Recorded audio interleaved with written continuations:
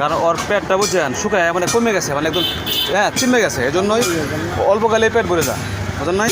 না না না কা না না কা কা না না না কা কা কা। আসসালামু আলাইকুম। আসলে ভাই কুকুরের ভিডিও করি এই জন্যই, যারা আমরা মানুষ আছি সমাজে, অবশ্যই আমরা অনেক কুকুর প্রাণী দেখি সমাজে। কারণ দেখবেন যে অনেক রাস্তায় অসুস্থ পড়ে আছে, না খায় আছে। আসলে আমরা যদি একটু সচেতন হয়ে ওদেরকে একটা রুটি 10 টাকাতে 20 টাকা খাওয়াই নি, এটা আসলে নিজের কাছে ভালো লাগে ভাই। কারণ আমরা যখন 3 বেলার মধ্যে 1 বেলা না খাই তখন কেমন লাগে বলেন? চোখ গোলা হয়ে যায়, হাঁটতে পারি না, তাই না? খিদার যন্ত্রণা।